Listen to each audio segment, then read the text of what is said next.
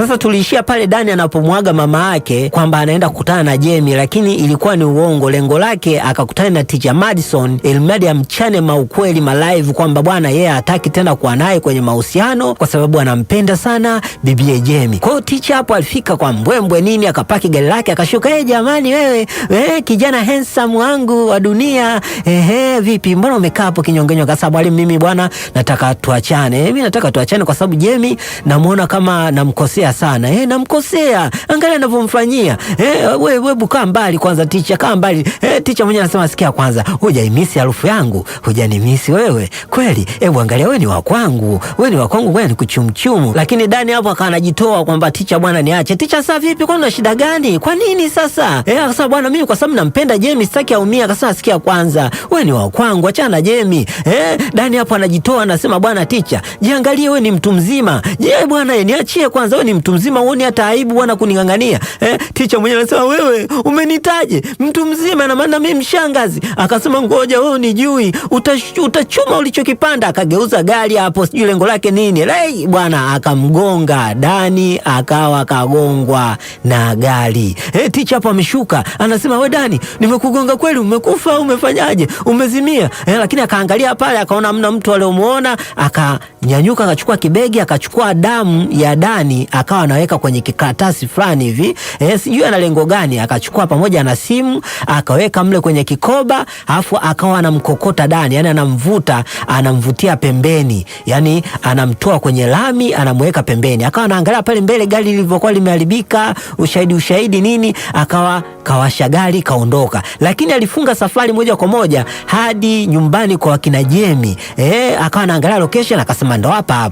Sijui lengo lake anataka afanyeje hapo. Akawa ameshuka moja kwa moja kuelekea kama nyumbani. Lakini Jamie yupo ndani huko ana hili wala lile, anaendelea na harakati za pale na pale. Lakini huyu Teacher akawa anachukua ile kile karatasi cha damu akawa moja kwa moja anakipaka kwenye gari la Jamie kwa mbele. Sasa inavyoonekana anataka muuzie kesi, lakini Jamie huko akaona mbona kama nje huko kuna kitu.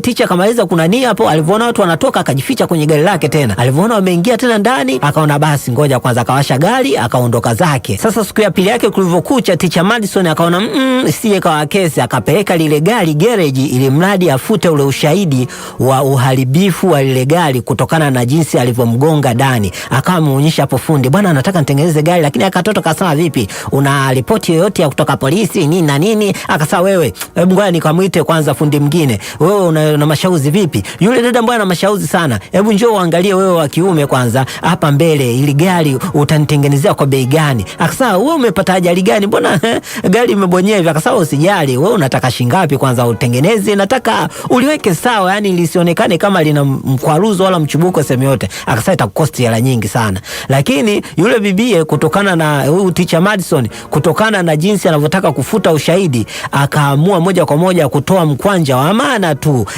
yani mkwanja mzito. Akasema sikia kwanza, sitaki kionekane kitu chochote kama kimekosewa, yani irudishe kama ilivyokuwa kiwandani. Sasa tunarudi huku bwana, maaskari wakawa wameupata ule mwili wa Dani upo pembezoni mwa barabara. Bwana Dani kashaaga dunia, yani kashaenda zake kayeya. Hapo maaskari wenyewe wanashangaa, kijana mdogo kama huyu kakosa nini duniani jamani, hata hajafaudu maisha. Angalia hapo maaskari wenyewe wanashangaa. Sasa huku nyumbani mama yake Jamie bwana akawa amepata zile taarifa, kwa akawa anamwambia mwanae kaa hapo chini. Jamie kaa chini kwanza nikwambie kitu kimoja sawa. Hapa nimepata taarifa kwamba Dani akawa na sita hapa, Dani amekufa. Jamie mwenyewe anashangaa, umesema aje wewe mama? Dani amekufa. Jamie mwenyewe ametoa macho tu hapo anashangaa. Yani unamaanisha Dani namjua mimi, Dani kipenzi cha roho, Dani kidani. Sasa huku bwana kwa Teacher Madison maaskari wameenda wamemweka kikaangoni pale, wanamuuliza bwana vipi kuhusu mwanafunzi wako Dani, kuna nini? Nini kimetokea kwa mwanafunzi Dani hadi ameonekana amekufa? Teacher mwenyewe hapo anasema mbona ni mwanafunzi alikuwa mzuri tu, sio jeuri, ni mpole mpole, yani sifa zake zilikuwa ni nzuri tu, tena alikuwa ni mwanafunzi mwenye mwelekeo. Au ticha Kauzu huyu, yani utafikiria mjui Dani kiundani, anasema ni mwanafunzi alikuwa anataka kujifunza vitu vingi, afu alikuwa ni mpole, mtu poa kabisa, hadi nashangaa mwenyewe kapatwa na yale mazaga majanga. Kwa sababu gani? Askari anaandika tu, anasema mwenyewe sijui, ni mwanafunzi mzuri tu. Huyu mama huyu Kauzu kweli kweli, utafikiria mjui kabisa Dani. Akawa anasema yani Dani, yani hata mimi siamini hapa, yani alikuwa mtu mzuri sana. Akasema wewe siku ya tukio kwani ulikuwa wapi kabla ya tukio la Dani kumpata? Akasema mimi nilikuwepo lakini nilienda pia katika banda la sinema.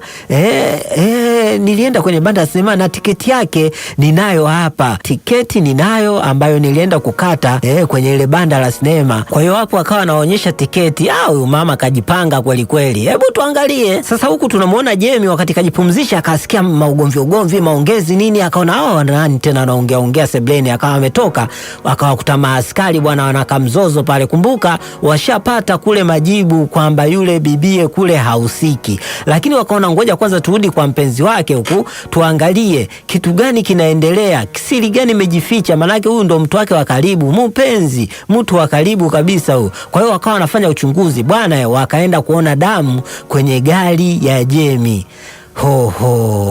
Jemmy hatimaye kaingia kwenye mgogoro mzito. Akasema njooni muangalie huko nje. Wote wakatoka nje wakawa wanaangalia. Hizi ni nini? Si damu kabisa hizi za mtu kabisa hizi. Hizi ni damu za mtu. Akasema mimi sijui hilo gari, mimi mwenyewe sijaliendesha toka juzi ile. Sijaliendesha. Akasema na simu yake Dani hii hapa.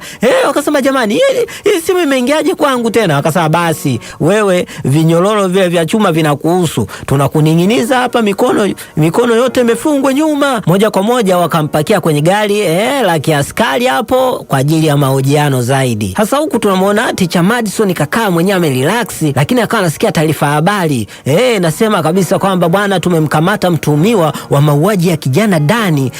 Inaonekana mpenzi wake ndo alifanya hivyo. Teacher mwenyewe analala hapo na usingizi anaupata vizuri, lakini anaangalia pembeni akamwona Dani. Jamani, kumbe maluelue tu. Ukifanya ubaya lazima uwe ubayani. Sasa hapa tunamwona mama yake Jemmy baada ya kuona hapana mwanangu hawezi kukamatwa namna hiyo, akaenda ofisini kwa Teacher Madison ili kufanya uchunguzi. Kwa hiyo hapo akawa ameingia teacher za saizi. Teacher mwenyewe akasema karibu. Akasema mimi ni mama yake Jemmy. Akasema wewe mama yake Jemmy karibu sana. Najua umekuja kumchukulia Jemmy mitihani ili akafanyia nyumbani. Vipi anaendeleaje? Huyu mama yake Jemmy akawa anamwambia wewe unaonekana kabisa umehusika kwenye hili tukio. Akasema sijahusika, nimehusika. Na umehusika? Mimi sijahusika. Wewe vipi? Akasema sikia kwanza, mimi sijahusika, wewe umehusika. Sijahusika. Wakawa nabishana hapa. Akasema basi sawa, wewe kama unanihisi mimi kama nimehusika, ni vyema ukaenda na mambo yako na mimi nifanye mambo yangu, na mimi sitaki kujihusisha chochote cha mapolisi kwa sababu mapolisi si ndio wanafanya uchunguzi. Mama Kijemi anasema wewe ndio umehusika bwana. Sasa nimehusika, wewe una ushahidi gani? Una ushahidi gani? Akasema sikia kwanza, kuna vitu nimeviona ambavyo wewe unahusika moja kwa moja. Huyu Teacher Madison akasema wewe, mimi kwanza nachelewa, nina kikao huko, ngoja niondoke zangu mimi. Lakini alipotoka hapo mama Kijemi, teacher mwenyewe anaona huyu mama vipi ananiletea masuala nani hapa ya uchulo. Akawa amefunga safari moja kwa moja ili akaangalie mipango yake inaendaje huko, asije akakamatika bure. Huyu mama Kijemi akawa amerudi, amechukua funguo, akafungua ile draw ambayo mwalimu Madison alikuwa ameweka funguo ya gari mle. Sasa baada ya mama Kijemi bwana kufanya utafiti uchunguzi hapa na pale, akagundua kwamba Teacher Madison alipeleka gari garage. Akawa amefika hapa akasema samani, kuna binti yangu mmoja amepatwa na majanga makubwa sana, inaonekana na kesi fulani. Huyu jamaa kana kata hapo, anasema sikia kwanza, nisaidie tafadhali, usiondoke, nisaidie. Binti yangu amesingiziwa kesi, na aliyomsingizia ni yule mwanamke ambaye alikuletea wewe gari. Nimeangalia hapa, nimeona alikuletea hapa gari. Huyu jamaa anasema mimi sitaki kujihusisha na kitu chochote cha maaskari bwana. Akawa anaondoka zake. Lakini mama yake Jemmy wakati anataka kupanda gari, yule binti akasema sikia kwanza mama, ni kweli kuna mwanamke alileta gari hapa, na ile gari likaonekana kabisa lilikuwa na majanga mazito, yani kama kuna damdamu na ajali kubwa sana ambayo ilionekana kwenye ile gari. Nisaidie, nipe hata maelezo yake. Akasema siwezi kukupa maelezo kwa sababu mimi mwenyewe nina familia pia. Akasema nitakulipa chochote. Hapana, mimi nina familia mwenyewe, naogopa. Sasa huyu binti na yeye alikuwa anaogopa. Sio unajua tena masuala ya ushahidi tena. Kwa bahati nzuri Jamie bwana alitolewa nje kwa dhamana. Kwa hiyo hapo moja kwa moja akaona ngoja aende kwa Teacher Madison ili akapate ushahidi. Kwa hiyo akawa ameweka hapo rekoda, unajua simu akawa ametegesha kwenye kurekodi, halafu akawa amemgongea Teacher Madison. Teacher mwenyewe anasema wewe umetolewa, umetoka. Akasema wewe mwalimu mkatili sana wewe. Akasema mkatili? Kwa nini? Mimi ukatili wangu nini wewe binti? Akasema wewe ndio, wewe ndio umemzuru, umemzuru Dani. Wewe ndio umemuua Dani. Na ushahidi wote nao kwa sababu wewe ndio ulikuwa mpenzi wake. Ulikuwa unamdanganya danganya wewe mshangazi. Akasema sikia kwanza usiniite mimi mshangazi. Akasema wewe mshangazi ulozeeka wewe. Angalia kwa sababu umezeeka unaamua kuwaua vijana wadogo kwa sababu ya hasira zako za kuzeeka. Huyu Teacher Madison wakana anamshangaa, wewe unasema mimi nimezeeka? Kumbe ulikuwa unanirekodi na kanyaga sasa simu yenyewe. Ndio, utaniambia nini sasa? Jamie hapo akawa anamwambia wewe teacher, wewe una lolote, umeshazeeka. Muda wako wa kuishi duniani umeshaisha, ndio maana unawazuru vijana wadogo. Wewe mpuuzi, umemuua Dani. Angalia lizee lizima kama wewe. Sura sasa wewe mpumbavu. Unalingia kisura chako nitakuchana chana na kisu. Kama nilivyomuua Dani na wewe nitakuua hivyo hivyo sawa? Nitakuua, usiniambie chochote. Mimi na hasira hapa nilipo. Alafu unanitukana nani kazeeka, unasema nani kazeeka? Akawa bahati mbaya kamsukuma akawa amejichana kwenye sura.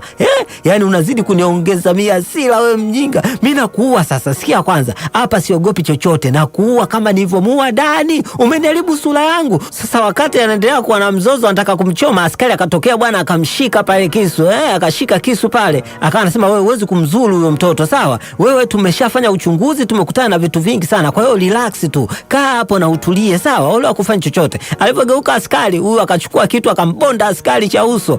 Askari akawa amedondoka hapo kizembe. Huyu binti Jamie akachukua bunduki. Simama hapo hapo. Ukikimbia tu na kushuti. Akasema usitanii. Humu kuna risasi. Na maaskari wengine wakawa wamefika pale. Ule askari akatoka akasema lete hiyo bunduki bwana, usije ukawa na kesi bure. Maaskari wakafika wakamkamata mwalimu mnyankuzi, mwalimu mpenda dogodogo, mwalimu mpenda vitoto, mwalimu huyu muuaji mkubwa. Kumbe ndo yeye alomuua hata mama yake wa kambo kule, akazingizia kwamba mama alijiua mwenyewe. Yani kiufupi, lakini unajua huyu mwalimu ni kama unaweza kumlaumu, ndio wengi sana wanapitia katika manyanyaso makali, wanakuja kuwa magaidi wakubwa kwa sababu ya maisha wanayoyapitia. Lakini ubinti Jamie akawa anaonyesha mmeniloki hapa ili nisikimbie mbali, mnifungue kaka kengele kenu muondoke nako. Wakawa nakumbatiana pale na kastori kakaa kameshia hapo. Jamani, nashukuruni sana kwa kunifuatilia.